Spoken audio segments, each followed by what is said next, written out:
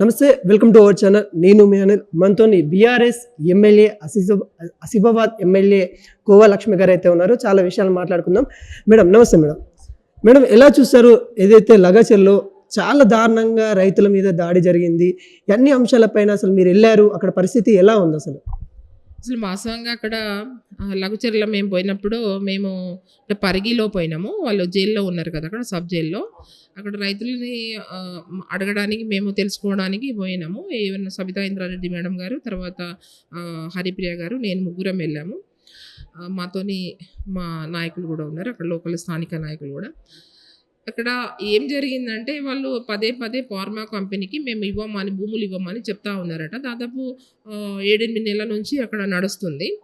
నడవం కూడా కలెక్టర్ గారిని కూడా కలిసేసి మేము ఎట్టి పరిస్థితులు కూడా మేము ఇవ్వం సార్, మేము ఆ భూముల మీదనే మేము ఆధారపడి బతుకుతున్నాం కాబట్టి ఆ భూములు మేము వదిలేసి ఎక్కడో పోయి మేము మళ్ళీ భూములు కొనుక్కోలేము, మేము ఇల్లు కట్టుకోలేము, కాబట్టి మేము ఎట్టి పరిస్థితులు ఇవ్వమని చెప్పంగా కూడా మరి చాలా బలవంతంగా వాళ్ళని మరి చేయడము, వాళ్ళ అక్కడ ఊర్లో పోయి మరి కలెక్టర్ గారు మొన్న ఇష్యూ జరిగింది ఏమంటే అక్కడ కలెక్టర్ గారు చెప్పంగా కూడా మళ్ళీ కలెక్టర్ గారు వచ్చేసి మళ్ళీ సంతకాలు సేకరణ చేయడము, సంతకాలు పెట్టండి అనేసి ఊరికి వెళ్ళడము. అట్లా చేసేటప్పుడు ఏమైందంటే అక్కడ ఉన్న వాళ్ళు కొంతమంది ఆవేశపరులు ఉంటారు కదా, కొంచెం ఎట్లయినా కూడా మా ఇల్లు పోతుంది, భూమి పోతుంది అంటే ఎవరికైనా బాధ ఉంటుంది. వాళ్ళు వచ్చి బయట బతకలేరు కదా. దాంతోపాటు కొంత అక్కడ ఎంఆర్ఓ కానీ లేకపోతే అక్కడ ఉన్న ఆడియో కానీ వాళ్ళు మీరు పెడతారా లేదా, తప్పకుండా పెట్టవలసిందే, మీరు ఇవ్వవలసిందే అనేసి కొద్దిగా మాట్లాడడం సందర్భం జరిగిందని చెప్తున్నారు.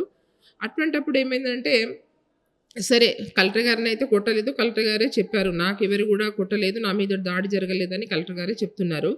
అక్కడ ఉన్న నాయకులకు ఎవరైతే ఆ సర్వే చేసిన నాయకులు మన ఎవరైతే అధికారులకి కొంతమంది ఆవేశపరులు ఒక 2-3 దెబ్బలు వేసిండ్రు. వాస్తవంగా వెహికల్ మీద కూడా బండలేశారు. మీడియా ద్వారానే చూస్తున్నారు. మేము కూడా మీడియా ద్వారానే మేము చూడడం జరిగింది.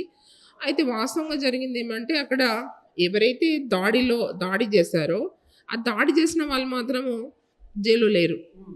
16 మంది అక్కడ టోటల్గా 55 మందిని తీసుకొచ్చారట. 55 మందిలో ఎవరైతే 55 మందిలో అక్కడ సంబంధం లేని వాళ్ళని నేను ఒక ఆమె పాపము వచ్చి 2 బిడ్డలను పట్టుకొని ఆ రోజు మేము పోయిన రోజు మేము అక్కడ మాట్లాడిన తర్వాత పక్కన నేను కూర్చుంటే ఆ అమ్మాయి పాపము ఏడ్చుకుంటూ వచ్చింది నా దగ్గరికి. అమ్మ చూడమ్మా, నా 2 పిల్లలు చూస్తున్నారు కదా, మేము వాళ్ళు బీసీ వాళ్ళు ఇద్దరు, వాళ్ళు నా దగ్గరికి వచ్చేసి ఆమె చెప్తుంది ఏంటంటే, నా భర్త, నేను, నా 2 పిల్లలు మేడం మేము చేనులోనే ఉన్నాం. మేము నైట్ 7 గంటలకి ఇంటికి వచ్చాం మేడం. ఇంటికాడ వచ్చి మేము కొంచెం అన్నం వండుకొని తిన్నాం, పడుకున్నాం మేడం. అసలు మాకు ఆ గొడవ గురించి అసలు సంబంధమే లేదు, మేము కూడా లేదు, అసలు ఏం జరిగింది కూడా. మా నైట్ వచ్చేసి మా ఆయనను కూడా పట్టుకొచ్చింది మేడం అని పాపం ఆమె ఏడుస్తుంది. అంతే. అట్లా అక్కడ 16 మంది కూడా ఎవరు కూడా ఆ గొడవల్లో లేరు. కేవలం ఏమంటే అక్కడ బీఆర్ఎస్ సంబంధించిన వాళ్ళనే 16 మందిని లోపల పెట్టడం జరిగింది. వాళ్ళని చాలా కొట్టారు. వాస్తవంగా వాళ్ళందరూ చూపెట్టారు, అన్ని చేతులు కాళ్ళ దగ్గర కూడా విపరీతంగా కొట్టి వాళ్ళని బీఆర్ఎస్కి సంబంధించిన వాళ్ళని మాత్రమే వాళ్ళని జైల్లో పెట్టేసి మరి వాళ్ళ కాంగ్రెస్ వాళ్ళు కూడా ఉన్నారు, దాంట్లో కాంగ్రెస్ వాళ్ళు ఉన్నారు, తర్వాత బీజేపీ వాళ్ళు ఉన్నారు, ఇంకా ఇతర వాళ్ళు కూడా ఉన్నారు. వాళ్ళందరినీ వదిలేశారు. కేవలం ఒక బీఆర్ఎస్ పార్టీకి సంబంధించిన వాళ్ళని పాపం లోపల పెట్టేసి వాళ్ళ చెయ్యని పనికి వాళ్ళని శిక్ష అనుభవిస్తున్నారు వాళ్ళు. అయితే మేడం దీని మీద కూడా చాలా మంది ఏం చేస్తూ ఉన్నారంటే బీఆర్ఎస్ కార్యకర్తల ప్రోత్సాహం వల్ల ఈ ఘటన జరిగింది, అక్కడ బీఆర్ఎస్ వాళ్ళు రావడం వల్ల ఈ ఘటన జరిగిందని చాలా వరకు చెప్తా ఉన్నారు. అది తప్పు. వాస్తవంగా మేము ఎందుకంటే అక్కడ పోయినాం, వాళ్ళతో చాలాసేపు మాట్లాడినాం కాబట్టి వాళ్ళు అదే చెప్తున్నారు. మేము అసలు ఈ గొడవలో లేరు మేడం, ఫొటోస్ చూసుకోవచ్చు కదా, వీడియో చూసుకోవచ్చు కదా. ఆ మీడియా ఆ రోజు అక్కడ మొత్తం ఫొటోస్ కూడా అన్నీ వచ్చాయి కదా. ఎవరైతే చేశారో వాళ్ళని పెట్టని మేడం, కానీ మేము ఎలాంటి దాడులు చేయలేదు, మాకు అసలు సంబంధం లేని వాళ్ళని తీసుకొచ్చి పెట్టారు. అక్కడ ఇంకోటి ఏమంటే బీఆర్ఎస్ వాళ్ళు దాడులు చేయించారు అంటారు, అది తప్పు, 100% తప్పు. ఇంకోటి ఇక్కడ హోమ్ మినిస్టరు రేవంత్ రెడ్డి, ముఖ్యమంత్రి రేవంత్ రెడ్డి, తను అక్కడ ఎమ్మెల్యే, స్థానికంగా ఎమ్మెల్యే రేవంత్ రెడ్డి, అన్నిటికీ బాధ్యత వహించాల్సింది రేవంత్ రెడ్డి. అలాంటి వ్యక్తి తను నాకు అక్కడ ఇన్వాల్వ్మెంట్ లేనట్టు ఇప్పటికి కూడా మాట్లాడకపోవడం ఎలా చూస్తారు? అక్కడ వాళ్ళ అన్నదమ్ముల రాచరికం నడుస్తూ ఉందంటే నిజమేనా? అసలు ఏం చెప్తా ఉన్నారు అక్కడున్న ప్రజలు? నిజమే అట అక్కడ. ఏమంటే తిరుపతి రెడ్డి అని వాళ్ళ ఏంటి అన్ననో తమ్ముడో అన్న. అతను పోయి చాలా బెదిరిస్తున్నారట. ఎట్టి పరిస్థితుల్లో గూడా మేము ఈ భూములు తీసుకుంటాం. మేము ఇక్కడ ఫార్మా కంపెనీ కడతామని ఆయన చెప్తున్నాడట.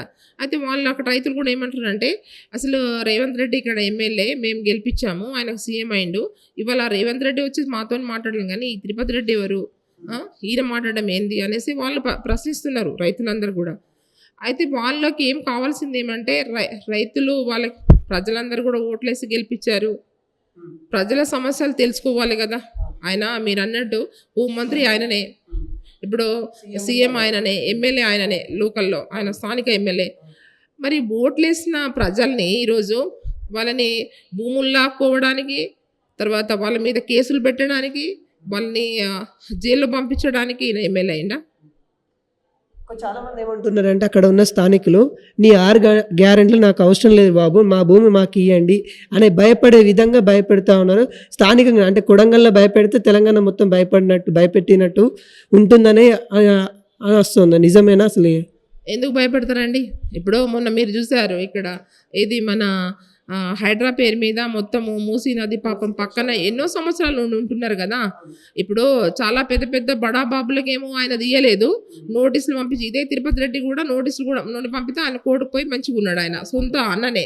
మరి అక్కడేమో పాపం వాళ్ళు కూలీనాలు చేసి పని చేసుకున్న వాళ్ళు ఇల్లు కట్టుకుంటే కూలగొట్టిండు.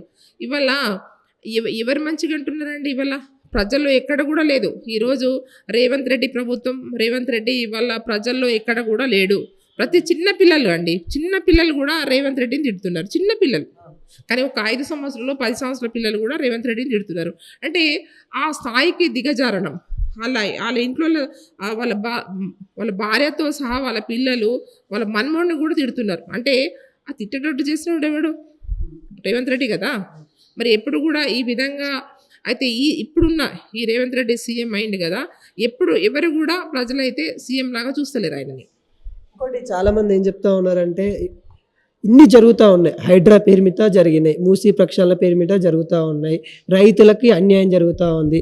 ఈరోజు లగచెర్లో కూడా ఈ ఘటన జరిగింది. ఇవన్నీ జరుగుతూ ఉంటే మాజీ సీఎం కేసీఆర్ ఎందుకు రావట్లేదు అని చాలామంది ప్రశ్నిస్తారు. ప్రతిపక్ష హోదాలో ఒక లీడర్ అతను ఉన్నాడు, తను బయటకు వచ్చి మాట్లాడాలి కదా, కేసీఆర్ మౌనం దేనికి సమాధానం ఇస్తుందని చాలామంది అడుగుతూ ఉన్నారు. అసలు కేసీఆర్ ఎందుకు రావట్లేదు?